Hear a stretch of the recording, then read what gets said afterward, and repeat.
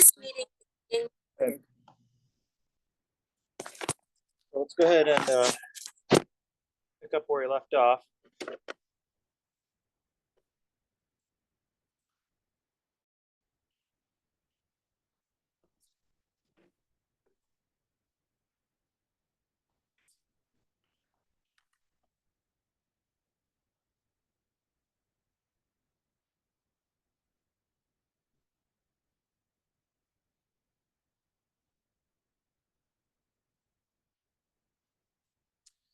So we're talking about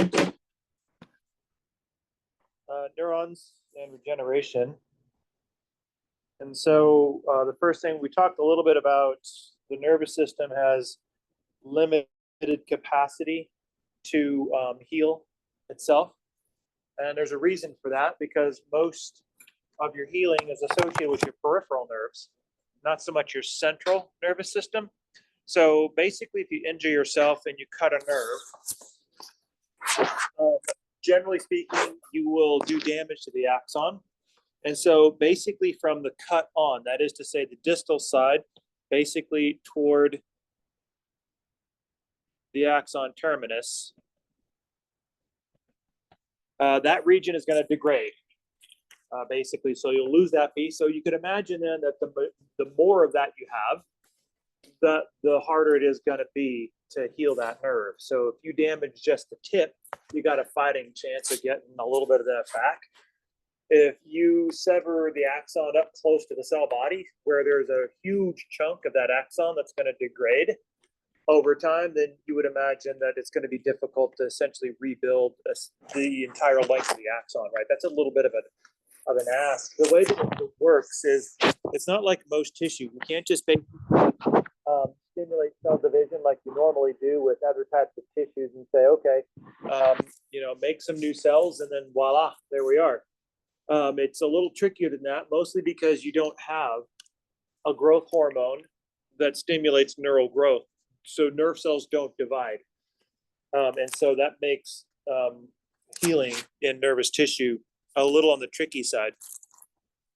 So ultimately, once these axon tips are broken off, they're cut off from the circulation. Remember, all the nutrients and all that it's coming from the cell body, right? Because that's where those astrocytes are connected to, feeding the neurons their nutrition. And so when you sever that distal portion of the axon, then it's cut off from its food source, and then it just basically degrades and dies. Now, the Schwann cells, which were wrapped around the axon, they also will begin to degenerate, right? Because after all, they don't have anything left to cover. And so they themselves start to degenerate. And so you get kind of a wholesale degeneration, not just of the axon, but also of the Schwann cells. And then eventually what's going to happen is, as typical for any kind of a wound area, the macrophages are going to come in and they're going to clean up the mess, right? They're going to mop up all that excess myelin and the debris basically associated with the wound. And they're going to phagocytize it and basically chop it up into parts. And then once they do that, it's gone, right? So there's no getting that back. And so this is one of the reasons why a lot of times when you have different types of wounds, you can have lasting nerve damage, right? Numbness, perhaps, and things of that nature. Now, the Schwann cells that are still around, they can have a little bit of capacity to kind of help you get your axon back. A little bit. It depends completely on the nature of the injury itself. And so, for instance, the Schwann cells can enlarge and they can divide. They're normal cells, right? They have got their own nucleus. They've got their own nutrition. So they're not a problem. And so when they divide, they can form like this column-like structure, basically like a hollow column. It's kind of like the myelin wrapped around the axon, only minus the axon. So it kind of creates a little tunnel. And this kind of is sort of where the axon would have been. And so this kind of creates a pathway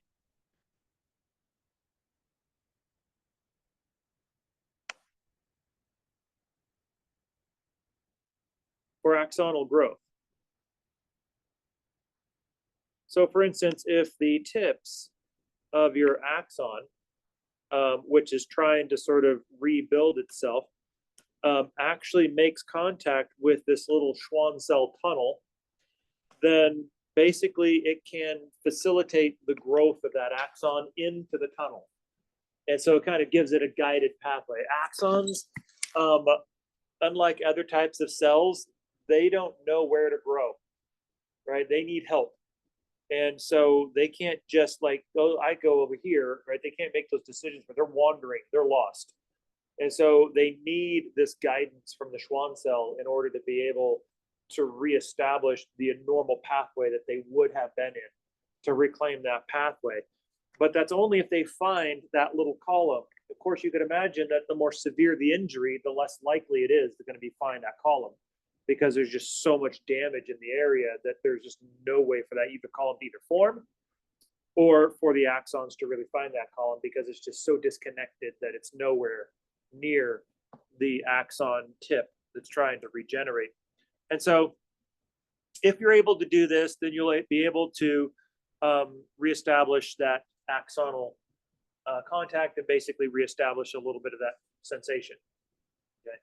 And that's typically, like when you have an injury, that's normally what you hope for, right? You don't necessarily know if it's going to work. You just set it up as best you can and just hope that it all works out. And sometimes it does, and sometimes it doesn't, right? And the times when it doesn't, then basically you end up spending the rest of your life just living with nerve damage, right?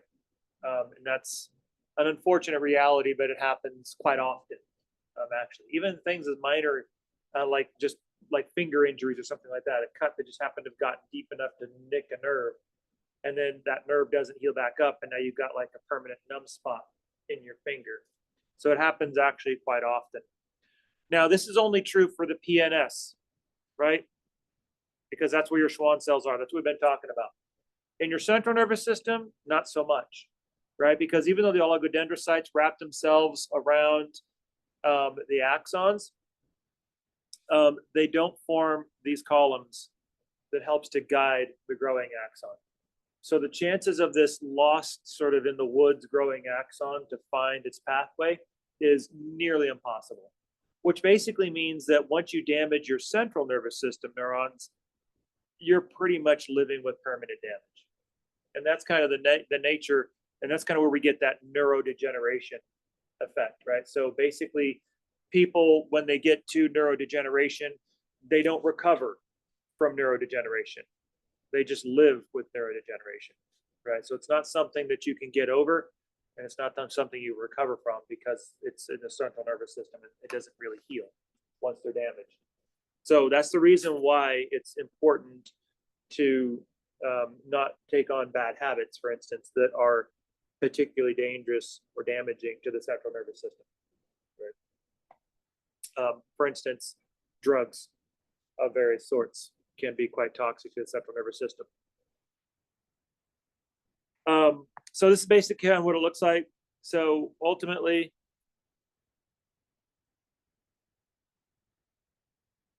the muscle, excuse me, I'm trying to choking here on myself. So basically, when you have the muscle, it undergoes hypertrophy, which basically means, increase in size, right? Basically, that's what's happening. So here you can kind of see what looks like a fairly normal neuron, right? So basically, it's well connected. It's well shielded with myelin, and it's connected. So the axon looks like it is in good shape. But basically, where it all starts is up here, where you get to the point of injury. So that's kind of where you're trying to go to, is this guy right here. Right. And so it all starts ultimately with this one up here. So notice you have the site of injury where you slice or nick your axon. And in this particular case, it's quite a bit upstream, right? So you're kind of a little in trouble. So all of this piece right here, this is that distal portion, is basically going to atrophy.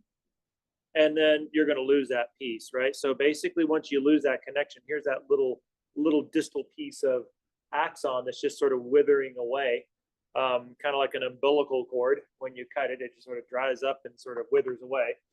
And then you can see here how the axon tip is basically trying to regenerate itself. But notice you still have lots of shards of just like cell debris and stuff, and you can see how the axon doesn't really know where to go.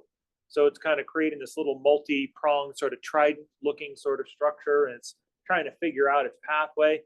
And this is basically where that Schwann cell column comes in handy, is that if it's able to form some sort of a column, then it'll kind of help that axon kind of guide its direction and kind of move into that column, and hopefully you can get some sort of recovery. But here in this case, your ends were too far away, right? That is to say, your column wasn't anywhere in close proximity.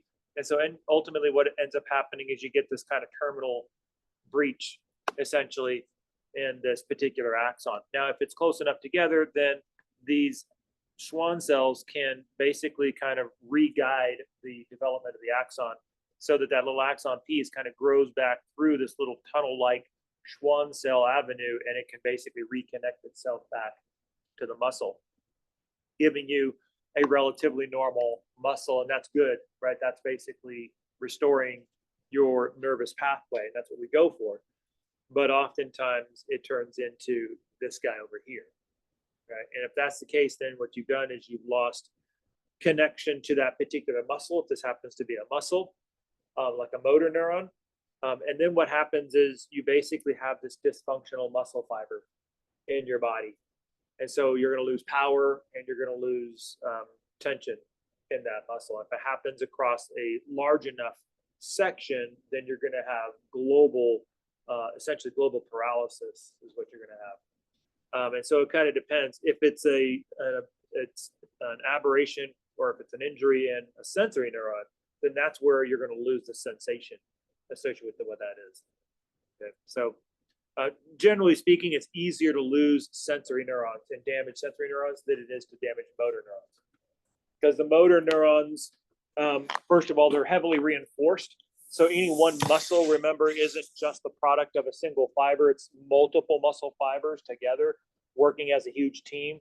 So in order to get global paralysis of a muscle, it can't be endpoint injury. It has to be source point injury, right? That's where you get the broken neck and things like that. You're injuring the communication upstream, where the communication doesn't even get out, right? So in order to give you muscle paralysis, you would have to have so much damage in your tissue that it's literally severing every single motor neuron connection to that muscle. And there's a lot, right? So that would be a catastrophic injury. At that point, you're probably looking at an injury that's that severe. You're probably looking at an amputation situation, like sticking your hand in a meat grinder, right? That kind of thing, right? So at that point, it's like, okay, you just basically have a ball of hamburger at the end of your arm. We're probably going to have to just amputate this, and you just have to roll with it, right? That's kind of what that turns into. So most people will injure sensories like cutting themselves with a knife or something of that nature. That's typically where that goes. Okay, so let's take a closer look at the organization of the nervous tissue. So we have our tissue broken up into different types of matter based on myelination, right? So we have gray matter, which is essentially unmyelinated axons or regions of your nervous tissue, typically your central nervous system, not always. Of unmyelinated axons, they tend to be cell body rich areas, and they communicate oftentimes with dendrites as opposed to axons, right? Because typically, if you have an axon and you're myelinated, you're going to have that white lipidy insulation wrap, that myelin sheath, that's going to give you that whiteness. And that's the reason why the white matter is typically regions of myelinated axons. And generally speaking, the reason why you myelinate an axon is really for one reason. It's for propagation of your action potential. You're basically trying to send your electrical signal from point A to point B as fast as you can. And so as a result, especially if you have to go long distances, you want that transmission to be very streamlined and very quick. And so myelinating or insulating the axon allows you for very fast, quick transmission. Whereas in gray matter, generally speaking, you're looking at processing areas, right? So for instance, regions of the brain have lots of gray matter in them, like in the cortex, because these are areas where you are integrating inputs. You're thinking, about stuff. You're processing information, and you don't have to send stuff out to do that, right? You're just sort of sitting there thinking about stuff, making sense of it all. And then when you send out your communication to the rest of the body, then you send it by a myelinated route in order to get it to move very quickly. And so another type of terminology that we see in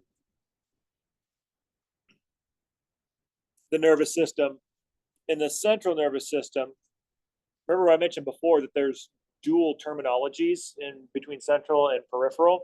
And this is one example of it, right? Whenever in the nervous system or the central nervous system, you see this collection of cell bodies, then we refer to them as nuclei, like the basal nuclei, for instance, or the red nucleus. Right? Those are examples of regions in the brain that are collections of cell bodies.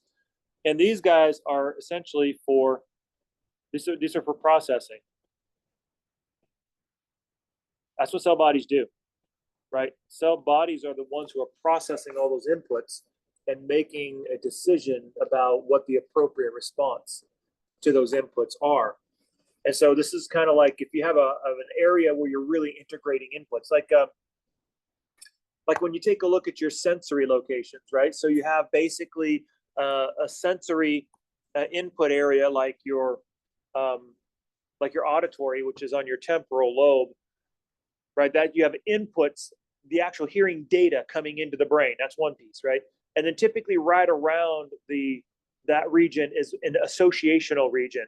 And this is where you take that information and your brain makes some sort of an association with it, right? So for instance, oftentimes a good example of that is the difference in sounds, right? So to us, we all hear a similar sound, but to some people, that sound is calming, right? Like the sound of the ventilation in the room right now.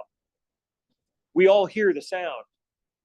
Well, those of us that are here, not you guys are online, but imagine you hear it online. You guys have heard it, right? Through all the cats. But the idea is some of us will get irritated by that, right? So our brain is making an association based on that sound, and it's a negative association we associate with. Others of us want to take a nap because it's like white noise and it's like soothing, and it's like, it's like our little baby monitor's on again. And we just want to curl up with our little baby blankies and just kind of take a little bit of a snooze, especially at this time of day, right? And so those are associational areas. It's kind of like all about what your brain does. And this kind of bears going because when you take a look at the brain itself, the brain, as it's sort of cordoned up into sections and divisions and localities in the brain, are subdivided and organized into these nuclei, right? So these different regions of the brain, these different nuclei of the brain do all of the work that we associate with the brain. And in reality, the world is full of stimuli, but all that stimuli is the same. What we understand and perceive as our reality is what our brain makes of all that stimulus, which is one of the reasons why many of us have very different views of reality, because our brains are processing those things very differently. Here's a good example of a pathological version of how your brain can take in inputs but have a completely different associational output. Tinnitus. Have you ever heard of tinnitus? Right, it's ringing in the ears, and buzzing, clicking sounds that are in the ear. And originally so it can be quite severe, right? So tinnitus can be severe enough to where it could drive people just about insane. For those of you who don't have it, hopefully you will never have to have it, but it's like a constant background ringing in your ears, and it's to the point where it's always there.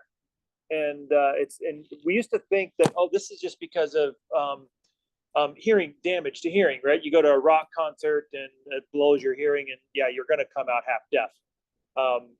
So that's what we used to think, that there was damage in the hair cells that were in the inner ear that were being damaged.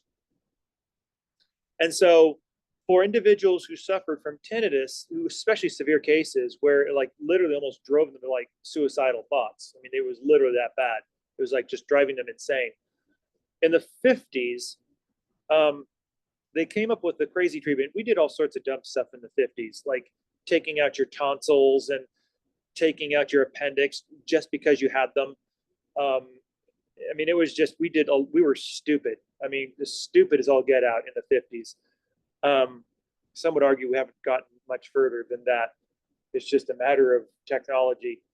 But back in the day in the 50s, they did a study on individuals with severe tinnitus because they felt like this was an input, a hearing input, where your inner ear was just going wonky on you. And so your actual auditory data coming in was being compromised. And so what they decided to do was to do something drastic, and it is drastic. So what they did was they actually went in and surgically severed the cochlear nerve. The idea being, listen, you'll be deaf, but at least you won't hear the ringing. It makes a lot of sense, especially if the ringing is so bad that, I mean, you're literally, not figuratively, I mean, not hyperbole, I mean, you're literally having suicidal thoughts because you just can't stand it anymore. So that's an improvement if that's the case, right? But what do you think happened? They were deaf. That worked. That part worked. But guess what? The ringing was still there. Which really flabbergasted the doctors. This is what doctors do, right? Researchers don't do this. They're like sitting back saying, what the hell are you thinking? I mean, you're cutting people's, okay, whatever. It's like Auschwitz medicine or something like that. It's like really, I mean, it's draconian stuff. I mean, I don't know how they came up with that idea. It's pretty severe, but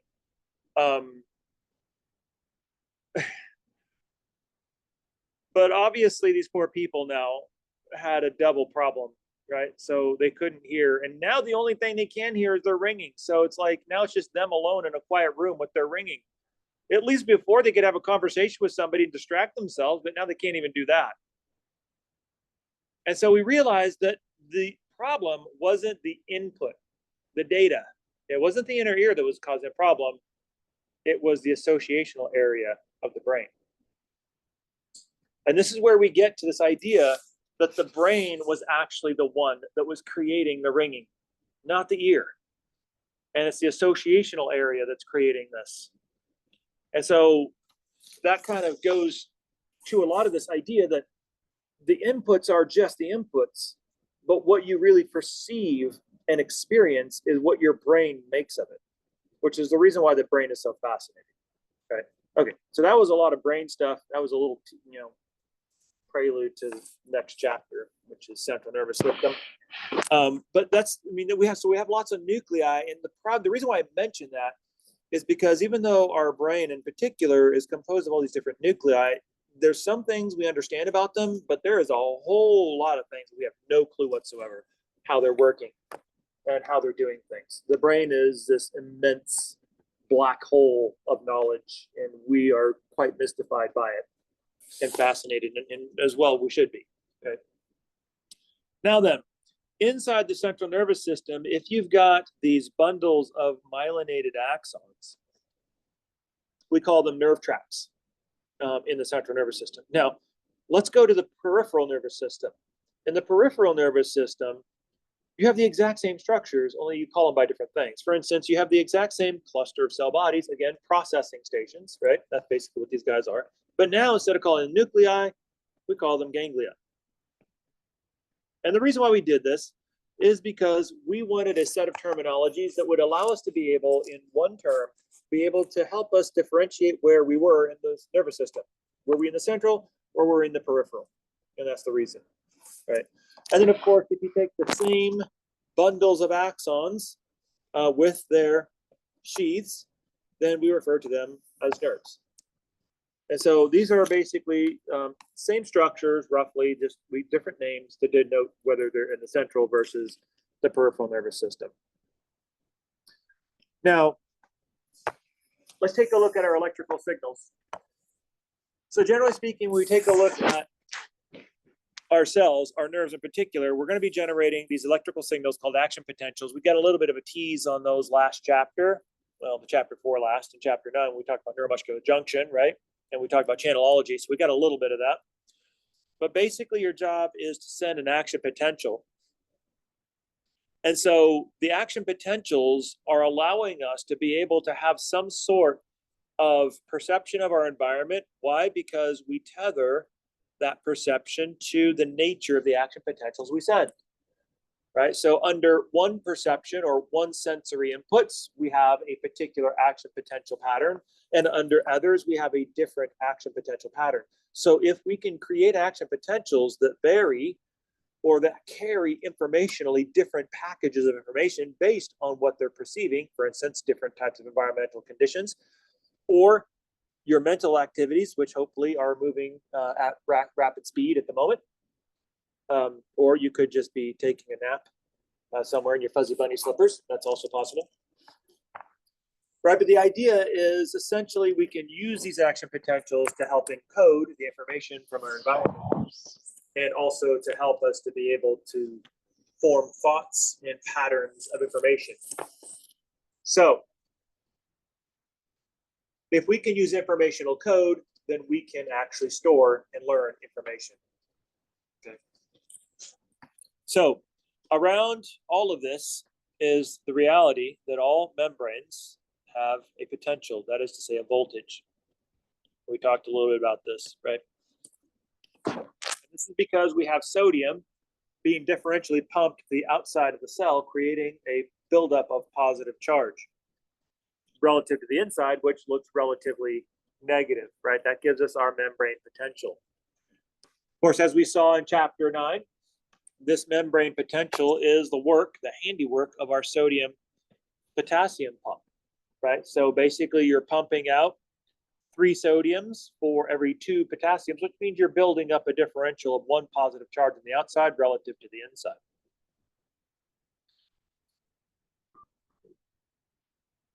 And so you're going to get basically your high sodium on the outside. You also have chloride on the outside. That's a negative charge to balance out some of that positive so you don't get too much buildup. And your potassiums are going to be building up on the inside only in smaller concentrations. Why? Because there's only 2 of them coming inside as opposed to 3 sodiums going outside. So then that gives you a concentration gradient of sodium and potassium that basically is moving in opposite directions. Sodium, which is steep on the outside, potassium, which is steep on the inside. So this is kind of like what we're talking about in chapter 9, right? When we talked a little bit about the sodium potassium pump.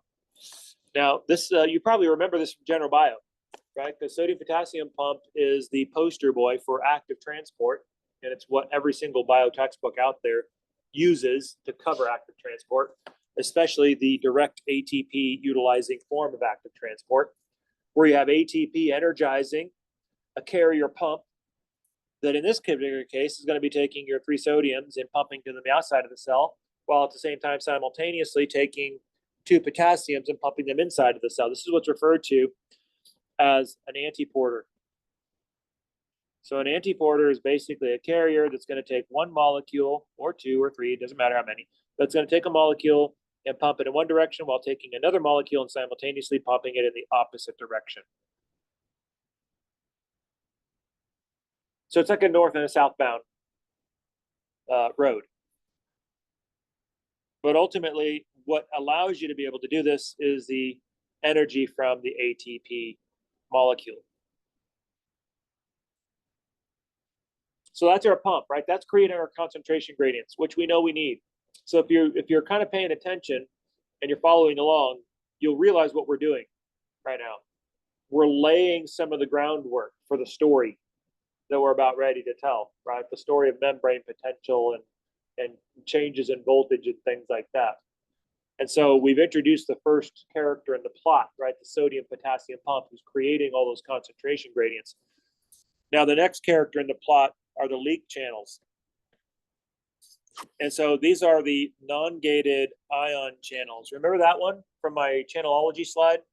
The very first way to control that is osmotic control, no gates. You just control it with the concentration gradients at play. That's what a leak channel is. Basically, these guys, because they don't have gates, they're always going to be open. And then they will basically allow basic basal permeability when the membrane is at rest?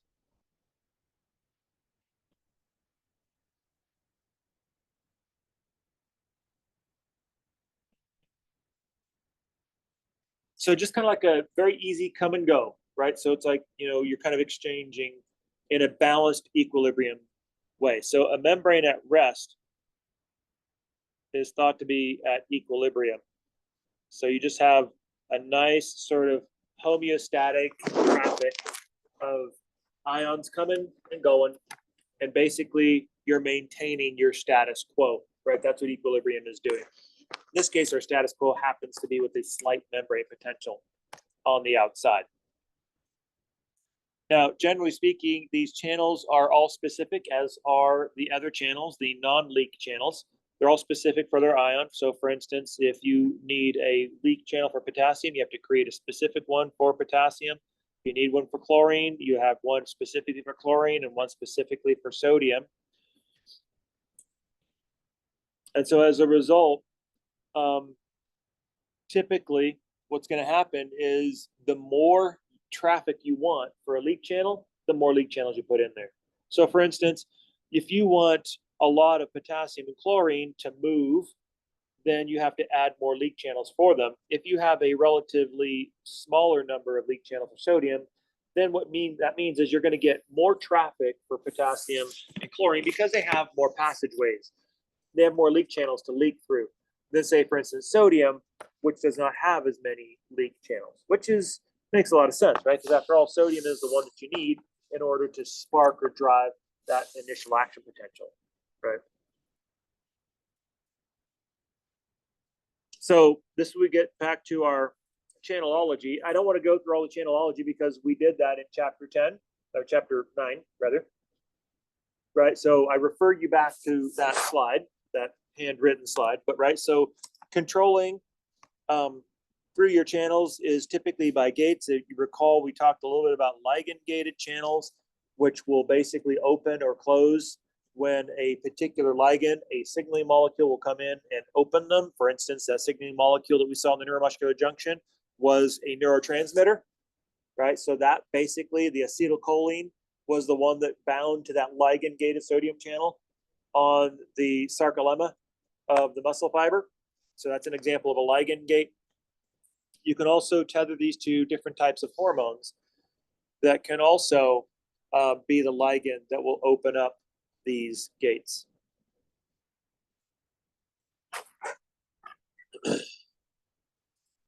Then, of course, our voltage gated, right? That was the third one on our channelology list.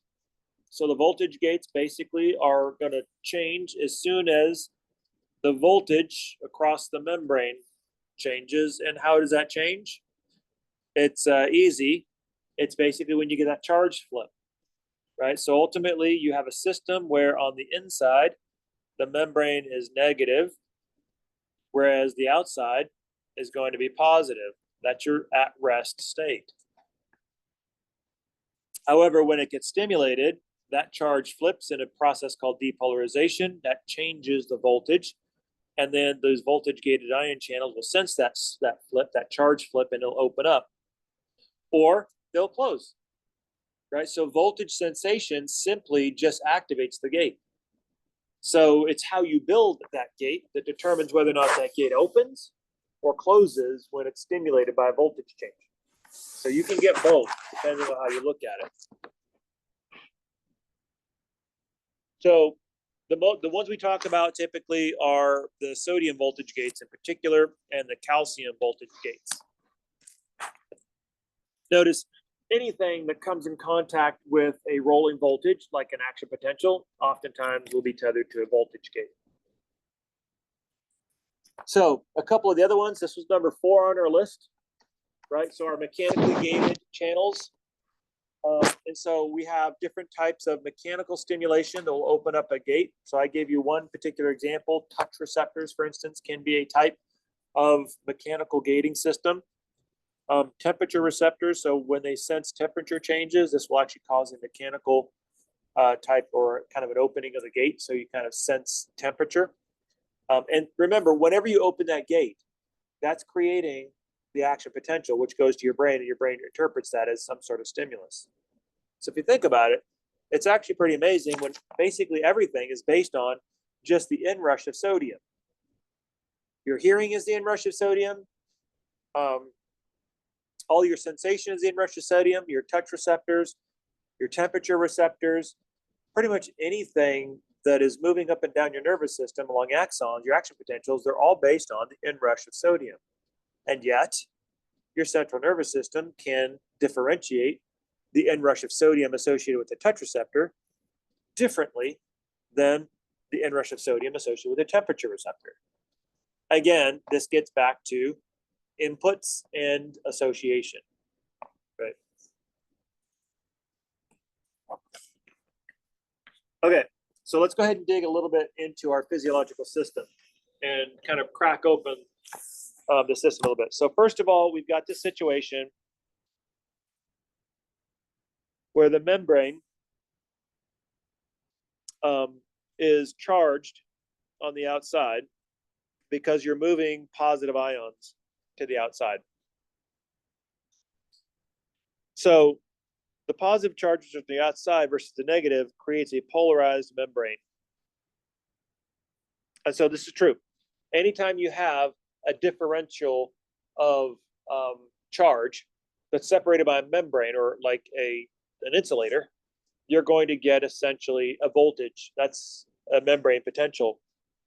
And so it's the difference between the charge on the inside versus the outside that is insulated by the plasma membrane.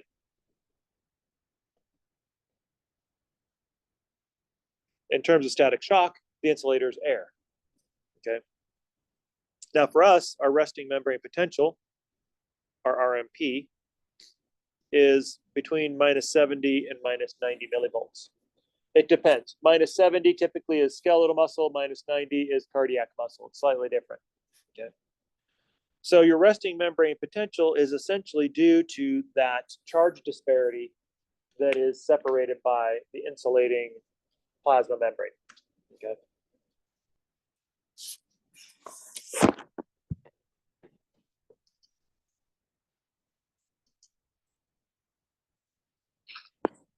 So when you take a look at the membrane at rest, basically you have a couple of different ions. Remember, we just talked about leak channels, right?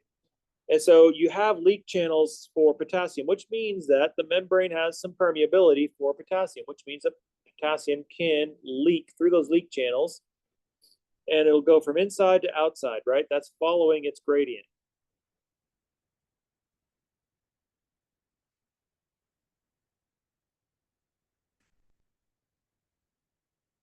Now, remember, that is positive charge, right? So you have more positive charge going from the inside back to the outside, but it's not that simple because you also have charge effects as well. Imagine that you have a ton of positively charged sodium just kind of clustered around the outside of the membrane. And now here comes potassium, which is also positively charged. So two things are motivating potassium, right? Its desire to go down its concentration gradient from high to low, so that makes it want to go outside. But then when it gets outside, what kind of atmosphere does it feel? It's a positive charge, surrounded by all these positive sodiums. So how do you think potassium feels about its new surroundings? Right? Like charges do what? They repel, right? So that's a negative force that would stimulate potassium to not want to come outside. So you kind of notice you'll have all these kind of competing drives, if you will, or motivations for this ion. And the winner is basically the net. So if the concentration gradient is stronger than the repulsion of the excess positive charge on the outside, then it'll go out. But it'll go out more slowly than you would expect because it's fighting against that repulsive force because there's lots of positive charge out there. This is one way that you can control those leak channels. Because notice what I just did to potassium. if given its own devices, like if it's just by itself, potassium would want to go out of the cell like gangbusters, right? Because it's going down its concentration gradient. But I don't want potassium to just completely leak out of the cell. I want it to just kind of trickle back out just to kind of balance the system a little bit, but I don't want it to just go floodgating its way out. So what do? I give it some repulsive positive propulsion on the other side to slow down its leak, if you will. So rather than a gusher, it's a slow dribble, right? And so that kind of helps me to more adequately control and maintain that atmosphere. And by the way, if I feel like sort of turning down the trickle of potassium, I can do that. As a cell, I can do all of that. I can just basically put more positively charged things out there, and that will continue to slow potassium down, basically slowing down the drip, essentially. And so I paint that picture because you have a lot of different nuanced control about how things are moving back and forth across this system. So what about all the rest of the stuff that's on the inside? So your negatively charged proteins, and you do have proteins that are negatively charged, they can't get anywhere because they're too big. They're not going to get across that membrane, right? So there's no channel big enough to get these guys across. So as potassium moves out of the cell, then you have less positive charge on the inside, which means it becomes even more negative on the inside, further polarizing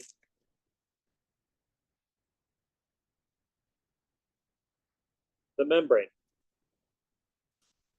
And polarizing the membrane creates a steeper voltage. So if you keep doing this, and if it gets too extreme, you're going to statically shock yourself, right? It's going to arc, just like when you touch a doorknob, right?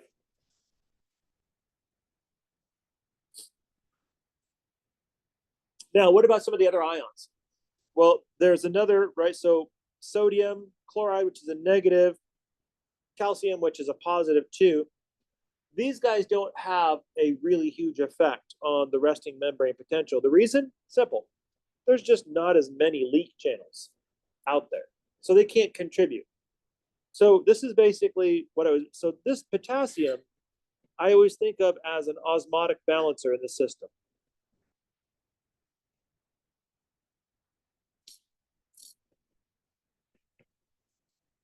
So what you have is you have a disparity in charge due to the excess positive sodiums that are on the outside.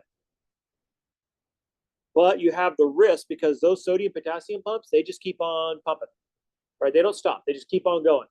So if you don't temper this, you could imagine a scenario where you could build up that concentration gradient too strongly, and then it can arc over that membrane and create static shock, and it basically would kind of short circuit the system, right?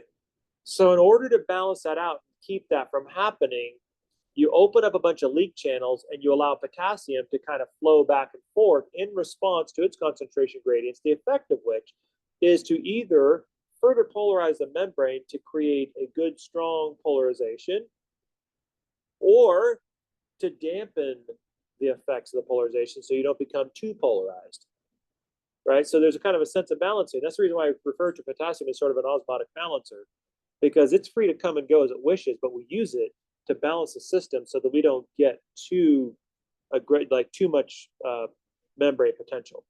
Okay.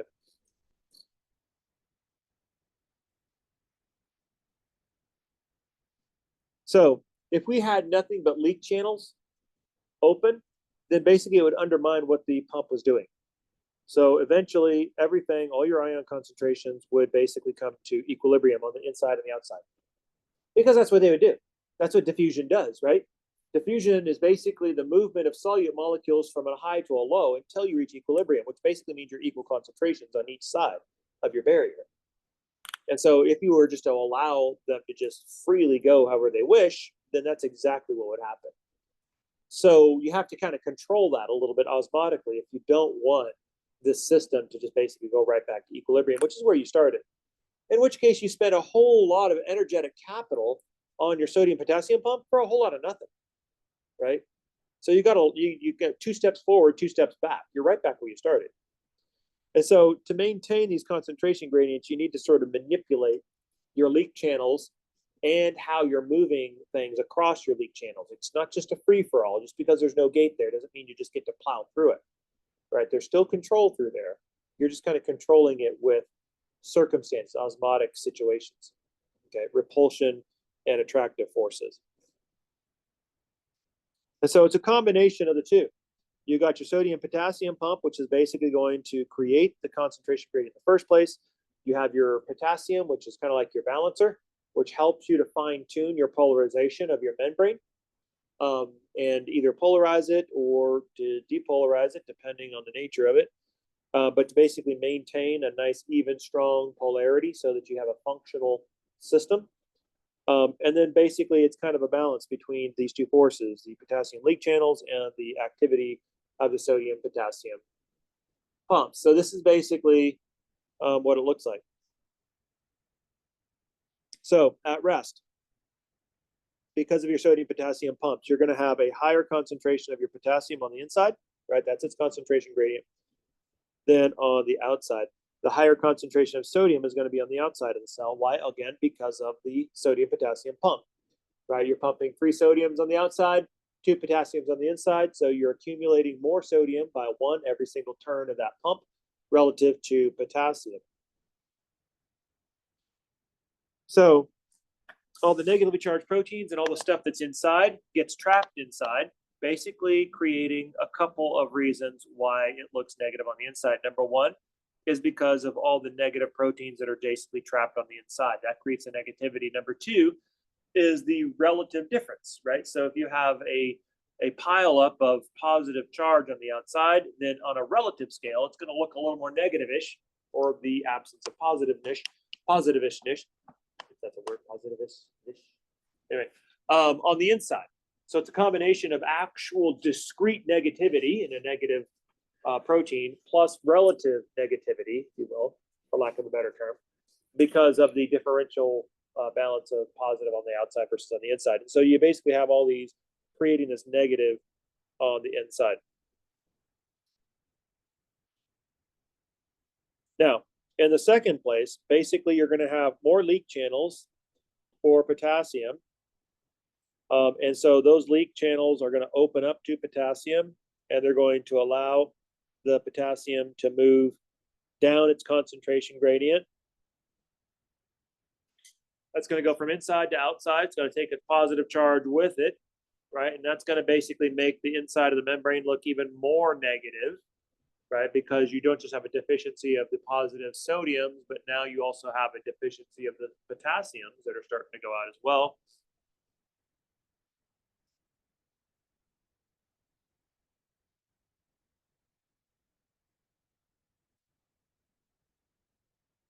But then you have a couple of forces. We already talked about the positive repulsion that potassium runs into as it goes outside, right? So it's in this ocean of positive sodium charge, and now it's like, okay, that's a repulsive force for me. And that will slow it down, right? Because it doesn't want to go into that positive repulsion. However, there's also one more force. We already talked about the force of going down its concentration gradient, moving it out. We talked about the repulsive force between the positive potassium and the positive sodium as being a repulsive force that maybe keeps potassium to not want to go out, right? It doesn't want to go into this repulsive scenario. And then also added to that, you have the attractive forces of the negative region on the inside, which is going to have a tendency to sort of suck potassium back in. So basically, when you have this opposite charge situation attracting potassium, and it's going to go back into the cell, then you're going to have this sort of gentle sort of inside and outside. So the question is, which direction does potassium go, right? With or potassium? So which way are you going to go? Are you going to go out because of your concentration gradient, or are you going to come in because of the repulsive forces of the other positive sodiums repelling you and the attractive forces of what's negative behind you kind of bringing you back in? So it's kind of like this push and pull. This is the reason why I call potassium this kind of osmotic balancer. because it's oscillating back and forth, freely moving back and forth through these leak channels in response to the net effect of all these tensions. So if you were to take the net sum of all, or the net difference of all of the different motive forces that pulls potassium out of the cell and subtract them from all the forces pulling them into the cell, whoever wins is basically the direction that potassium is going to go. And not only that, but because there's a subtractive thing, right? So the outward forces subtract from the inward forces, then that means that whatever direction it's going to go is probably not going to be a super fast direction, because as it's moving forward, it's feeling a stronger pull forward, but it's also feeling a tug at its coat, pulling it in the opposite direction. So it's not going to be moving forward very quickly. It's just going to be slowly kind of moving forward. And then at some point, those tensions are going to flip on it. And so it may get to a certain place where all of a sudden now, those tensions pulling it back become greater than the ones pulling it forward, and it's going to go back again to kind of balance this out. This is the reason why I call potassium the osmotic balancer. It's like a pendulum that basically is kind of swinging back and forth and balancing these buildups of negative and positive charge on either side of the membrane, making sure that that minus 70 millivolts of membrane potential stays right at about minus 70 millivolts, and you don't get a pile up on any one side. You're kind of maintaining the balance. So if you go too far to the left, what do? You lean to the right. If you go too far to the right, what do? You lean to the left. And so you're kind of maintaining the sort of even, kind of wobbling back and forth like I'm on a boat or something like that, right? So that's kind of like what you're doing. You're just sort of like rocking back and forth, just maintaining your center of gravity by basically counterbalancing what happens to be going on.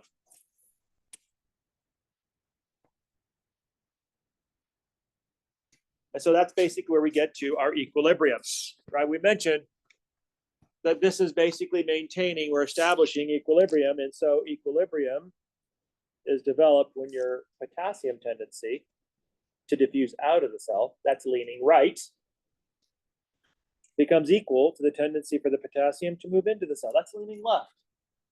So when the left pulls you, you lean right.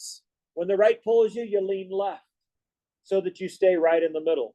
So if both tensions, which are pulling you left and right, are basically at about the same point, then you are right at equilibrium, right in the middle, and you're balancing the system.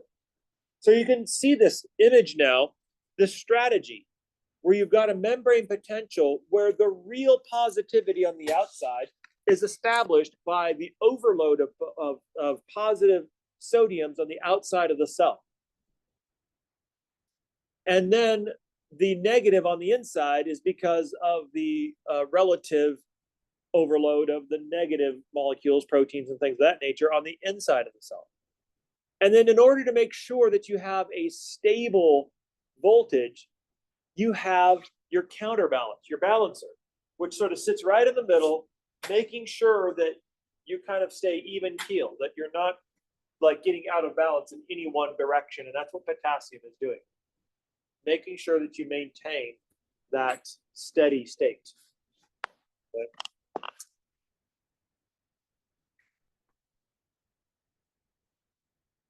And then in the midst of all of that, your sodium potassium pump will basically load up your sodiums on one side relative to your potassiums on the other. So now you can see the whole thing, right? So you can see your sodium potassium pump. We saw this in chapter 9 as well. This is just a recapitulation of what we saw in chapter 9.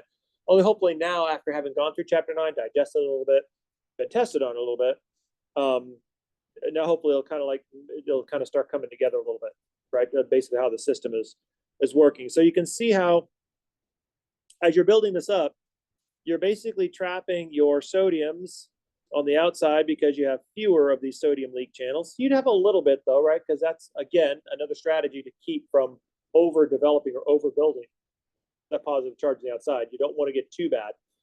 But then also using wide open potassium channels to balance out this membrane potential, right? And guess what? You can fine tune that membrane potential. How? By changing the number of leak channels. So if you want this to get a little closer to equilibrium, if you want to change that -70 to something else, toss in an extra leak channel, and you're going to get a diminishing of that membrane potential. Or if you want to sort of juice it up a little bit, remove some of those leak channels, and you're going to get more polarization. So you can change and manipulate how polarized this becomes, whether you're -70 or -90, by manipulating how many leak channels you have in there. If you don't have any leak channels at all, you're going to have massive polarity. I mean, it's going to be really polarized. You're going to have super positive on the outside and super negative on the inside. I mean, that's probably going to start, we're going to light up like Christmas trees, right? I mean, it's like we're going to be sparking all over the place physiologically. We'll be just be like just like shocking ourselves within. It would probably be quite uncomfortable, right? So you can regulate how this works. So for you table people, this is your table. So for you visuals types, these are your visuals.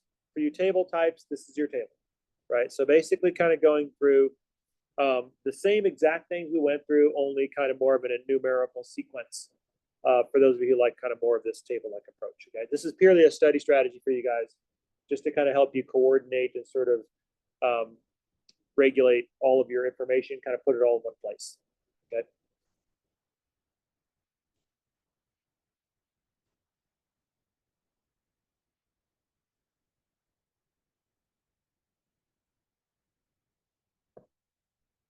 Okay.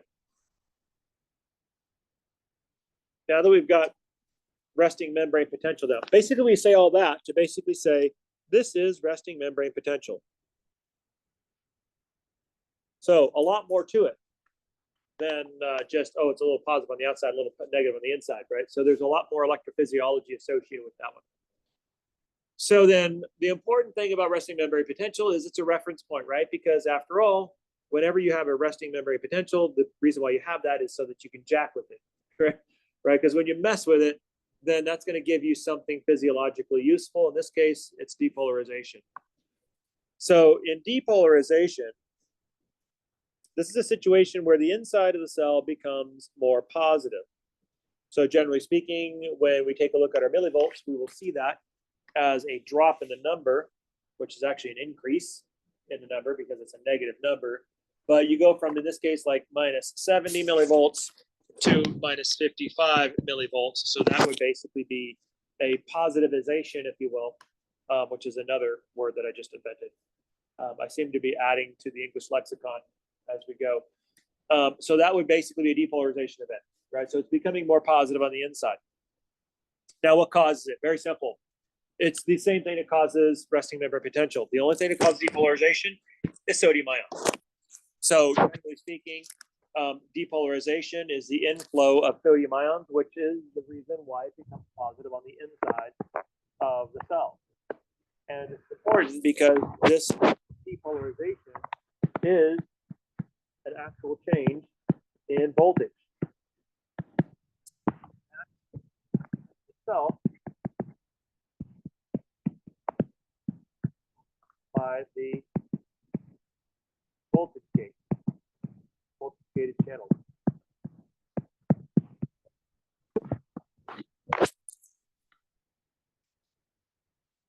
So when that voltage changes, those voltage gated channels are able to sense that voltage change, and then they're able to open or activate or close, depending on how you got that wire, that voltage gate wire. So it's all about sodium diffusion. As sodium goes down, its concentration gradient. Another one is calcium. So notice calcium, which is Ca2 plus, is also a positive ion. This also has the capacity to create depolarization. And we see this actually typically in cardiac muscle, where the actual calcium release will create a depolarization event. And so a lot of times you can use the calcium in response to or as a buffer against the sodium channels. For instance, you can stabilize these sodium channels as they start closing with these calcium gates. So for instance, in order to keep from over depolarizing, if you will, oftentimes you have kind of a counterbalance, right? That kind of keeps you from just completely losing yourself, right? And so these calcium channels, these calcium gated channels can open up and basically create like a little counterbalance. And so the calcium is something we see a lot. Matter of fact, I don't want to get too much into it because you're going to get into that when you get into the cardiovascular chapter in AMP2, because you'll take a look and compare the difference in cardiac physiology relative to skeletal physiology and the differences associated with that. And so ultimately, these channels are oftentimes there to regulate neurotransmitter secretion. We saw this, right? Remember those presynaptic vesicles full of acetylcholine? What were those turned on by? Those were turned on by calcium, right? So basically that action potential came through. It triggered calcium, voltage gated calcium channels that opened up and allowed the inrush of calcium. And that calcium was the signal for those presynaptic vesicles to fuse with the presynaptic membrane and dump the acetylcholine into the synaptic cleft, right? So this is an important thing. So potassium. So what is the role of the potassiums as we go through depolarization? Normally, we already know that potassium diffuses out of the cell following its concentration gradient. But as you go through depolarization, your situation is changing, right? All of a sudden now, the concentration of potassium, which is changing, can start to affect that membrane potential, right? So adding either to it or taking away from it. Ultimately, as your potassium increases on the outside, then it's going to change that concentration gradient, and the which is going to cause the potassium to stay inside, which is going to add to the depolarization, right? So if you take a look at it, the inrush of sodium, which kind of changes everything, all of a sudden is going to kind of start changing a little bit of the way that the potassium is going to be moving as well, only to a lesser extent, right? Because remember, potassium is not just responding to its concentration gradient, it's also responding to these charge gradients as well. Now, all of a sudden, the charge gradients are kind of a little bit different, right? So they're kind of changing, and potassium is going to change in kind. But remember, it's only going through its leak channels. So it doesn't change the same way that sodium does. So generally speaking, when you get to, so this is a typo here. So now we're going to be taking a look at what's called hyperpolarization. So this term right here, that should read hyperpolarization. Because depolarization, we just said, was the inrush of positive charge into the cell, which means the inside of the cell is becoming more positive. When the inside of the cell becomes more negative, that is hyperpolarization. Right? And so typically in this case, you're going to go the opposite direction. You're going to become more negative. So you're going to go from a -70 to a -90 millivolts. Now, there's a couple of ways you can hyperpolarize. The most common one that we see is the potassium ions, right? So this is the most common one because the potassium will kind of leak slowly to the outside. This will create a stronger positive on the outside, relatively more negative on the inside. And so as potassium diffuses out of the cell, basically it's going to cause the inside to become more negative, which is basically a hyperpolarization scenario.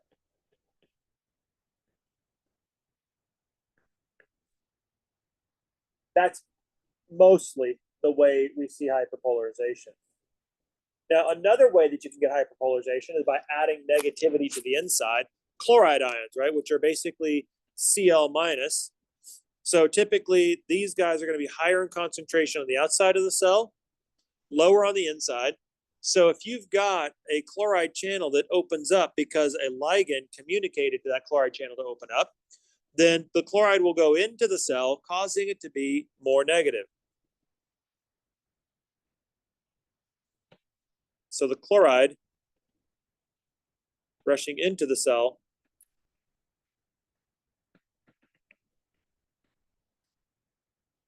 causes it to be more negative. That's hyperpolarization.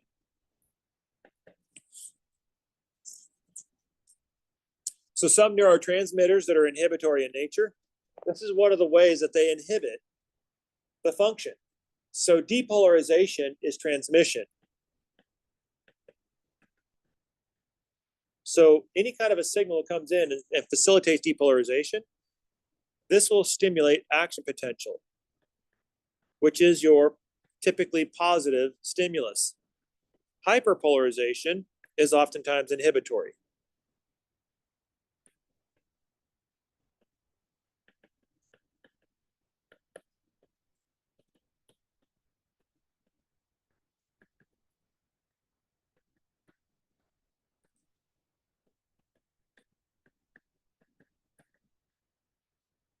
And hence it's inhibitory in nature. So if you're trying to shut off a signal, then hyperpolarization is the way to go. So now you can see kind of two different types of levers, right? One to excite a neuron to send a signal, and another to kind of, I guess, de-excite a neuron so it doesn't send a signal. And so this is actually a good place to start because we're at about our witching hour. Getting into some graphing data, right? It's always going to be good stuff, right?